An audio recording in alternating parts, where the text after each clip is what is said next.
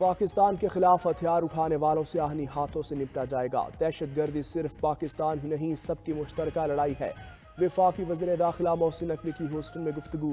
کہا، میرے امریکہ کا دورے کا مقصد امریکی سیاستدانوں سے مل کر دہشت گردی کے خلاف مؤثر پلان بنانا ہے۔ امریکہ میں چین کے خلاف کسی تقریب میں شرکت نہیں کی۔ مخالفین زہریلا پروپیگنڈا کر رہے ہیں، ایسے پروپیگنڈے سے کوئی فرق نہیں پڑتا۔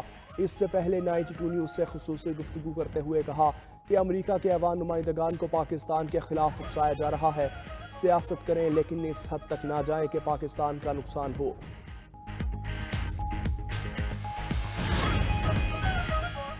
سپریم کورٹ کے ایڈیشنل رجسٹرار کے خلاف توہین عدالت کیس کا فیصلہ کل سنایا جائے گا۔ 2 رکنی بینچ محفوظ شدہ فیصلہ سنائے گا۔ جسٹس منصور علی شاہ اور جسٹس عقیل عباسی پر مشتمل بینچ نے فیصلہ محفوظ کیا تھا۔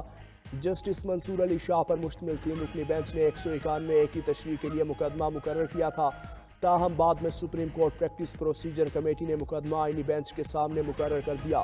مقدمہ منتقل ہونے پر جسٹس منصور علی شاہ اور جسٹس عقیل عباسی نے توہین عدالت کی کارروائی کا آغاز کرتے ہوئے ایڈیشنل رجسٹرار کو شو کوس جاری کیا تھا۔ وزیر اعلیٰ پنجاب مریم نواز کا اپنی چھت اپنا گھر پروگرام تاریخی کامیابی سے ہمکنار۔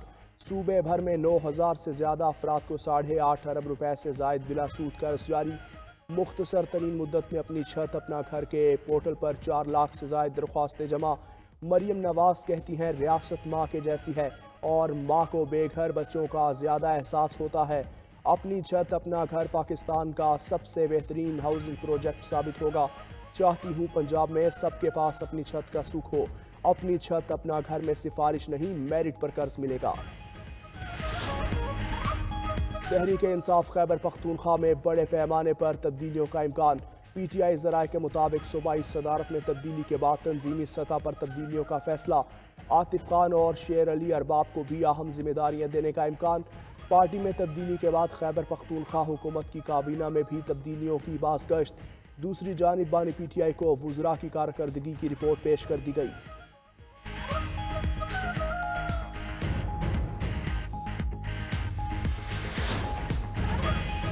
پیپلز پارٹی آزادی صحافت پر یقین رکھتی ہے۔ پیکا ایکٹ پر حکومت کو صحافی برادری سے مشاورت کرنی چاہیے تھی۔ گورنر پنجاب کی محمد لوئر جرگہ کے وفد سے ملاقات میں گفتگو۔ سردار سلیم حیدر خان کا کہنا تھا کہ تمام تر مخالفت کے باوجود حکومت بنانے کے لیے نون لیگ کا ساتھ دیا۔ اب اگر حکومت ختم ہوتی ہے تو سب سے زیادہ نقصان نون لیگ کا ہی ہوگا۔ لیگی قیادت کو سوچنا چاہیے کہ پیپلز پارٹی کی حمایت کی وجہ سے شہباز شریف وزیر اعظم ہیں۔ گورنر پنجاب کا پی ٹی آئی اور نون لیگ کو ملکی مفاد کی خاطر مذاکرات کا راستہ اپنانے کا مشورہ۔ کہا، صدر آصف علی زرداری مفاہمت کی سیاست پر یقین رکھتے ہیں۔ جماعت اسلامی نے پیکا ایکٹ کی مخالفت کر دی۔ امیر جماعت اسلامی حافظ نعیم الرحمان کی پیکا ایکٹ پر تنقید۔ کہا، پیکا ایکٹ میں ترمیم کو مسترد کرتے ہیں۔ بغیر مشاورت ایسے قوانین بے معنی ہیں۔ حکومت نے ایکٹ بنانے سے پہلے مشاورت نہیں کی۔ فیک نیوز نہیں ہونی چاہیے۔ سب کو مل کر فیک نیوز کا سدباب بھی کرنا چاہیے۔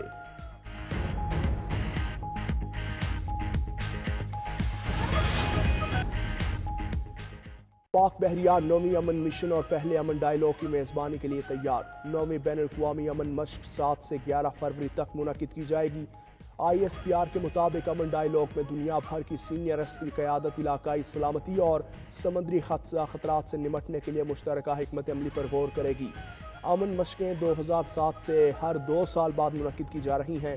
امن 2025 مشق کی افتتاحی تقریب پاکستان نیوی ڈاک یارڈ میں منعقد کی جائے گی۔ سمندر میں میری ٹائم جرائم کے خلاف مشترکہ آپریشنز کی مشقیں بھی کی جائیں گی۔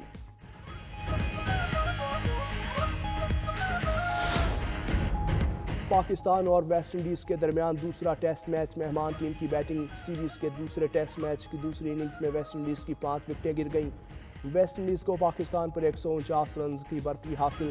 مہمان ٹیم پہلی اننگز میں 163 رنز پر آؤٹ ہوئی تھی۔ قومی ٹیم کی پہلی اننگ بھی مایوس کن رہی۔ پوری ٹیم صرف 156 رنز بنا پائی۔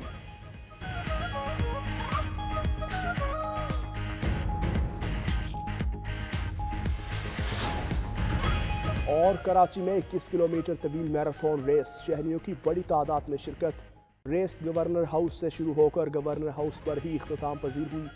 خواتین کی دوڑ میں پہلی پوزیشن نتاشا نے حاصل کی۔ 21 کلومیٹر میراتھن میں دوسری پوزیشن سہرش کے نام کوکب کا تیسرا نمبر رہا۔ مردوں کی ہاف میراتھن میں پہلی پوزیشن قاسم، دوسری فیصل اور تیسری پوزیشن سجاد نے حاصل کی۔ گورنر سندھ کامران خان ٹسوری کا آئندہ تمام ایونٹ گورنر ہاؤس کے تحت کروانے کا اعلان۔ دوسری جانب وفاقی دارالحکومت اسلام آباد میں بھی میراتھن ریس، 5ویں میراتھن میں ملکی اور غیر ملکی شہریوں نے حصہ لیا۔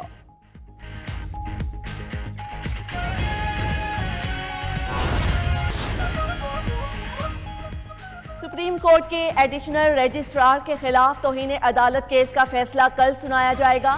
2 رکنی بینچ محفوظ شدہ فیصلہ سنائے گا۔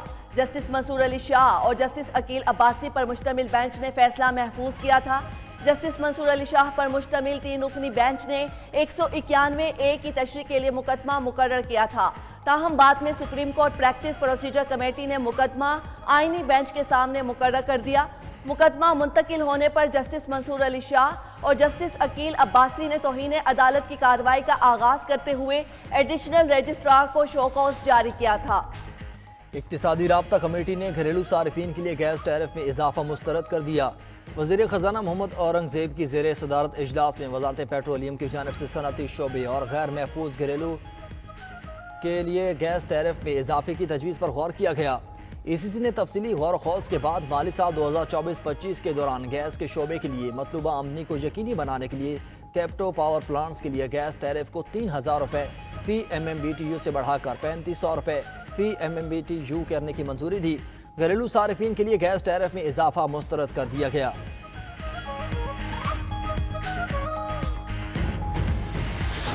ملے گا پی ٹی آئی اور حکومتی مذاکرات ٹھنڈے پڑ گئے۔ Secretary general P T I Salman Akram Raja نے بھی بانی پی ٹی آئی کی خواہش بتا دی۔ کہا جوڈیشل کمیشن کے اعلان تک مذاکرات نہیں ہوں گے۔ واضح کیا کہ مذاکرات عوام کے لیے شروع کیے، انہیں کمزوری نہ سمجھا جائے۔ شبلی فراز کا بھی حکومت پر بدنیتی کا الزام، کہا یہ چاہتے ہی نہیں کہ سچ پاکستانی عوام تک پہنچے۔ حکومت کو مزید سوچنے کا مشورہ بھی دے دیا۔ کہا کہ ملک نے ترقی کرنی ہے تو بات کرنی ہوگی۔ پی ٹی آئی نے مذاکرات جوش و جذبے سے شروع کیے، معاملہ فیصلہ سازی کے فقدان کی نظر ہو گیا۔ لیگی رہنما عرفان صدیقی کا پی ٹی آئی کو بچگانہ رویے کا طعنہ، کہا مذاکراتی عمل کے لیے پی ٹی آئی کی سہولت مشکل ہے۔ وفاقی وزیر احسن اقبال نے بھی پی ٹی آئی کو ناقابل تلافی نقصان کا باعث قرار دے دیا۔ کہا بانی پی ٹی آئی ہی تھے جنہوں نے نواز شریف دور میں شروع ہونے والا ترقی کا سفر روکا۔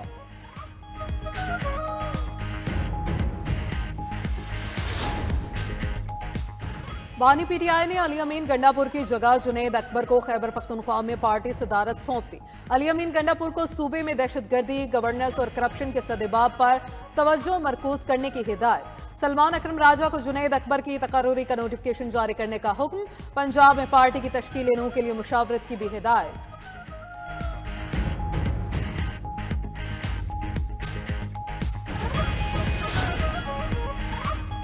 چیئرمین پیپلز پارٹی بلاول بھٹو زرداری کا ملک کو درپیش چیلنجز سے نمٹنے کے لیے اتحاد و یگانگت پر زور۔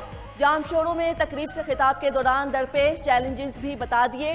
ڈیجیٹل ڈس انفارمیشن، سائبر کرائم اور موسمیاتی تبدیلی دور حاضر کے بڑے مسئلے قرار۔ کہا فیک نیوز کے چیلنج سے نمٹنے کے لیے عملی اقدامات ناگزیر ہیں۔ ترقی کے لیے جدید ٹیکنالوجی سے استفادہ بھی لازم قرار دے دیا۔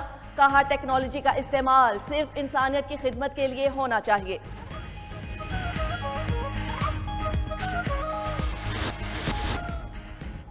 مولانا فضل الرحمان کا خیبر پختونخوا کی صورتحال پر جرگہ بلانے کا اعلان۔ کہا حکومتی اداروں سے بات چیت کریں گے، صوبے میں امن ہے نہ حکومت۔ ڈی آئی خان میں پریس کانفرنس کے دوران کہا کہ ریاست کا کام ہے کہ امن و امان بحال کرے، اسمبلیوں میں عوام کی نمائندگی ہی نہیں۔ علی امین گنڈا پور سے متعلق سوال پر مولانا فضل الرحمان نے کہا کہ ان کی کوئی حیثیت نہیں۔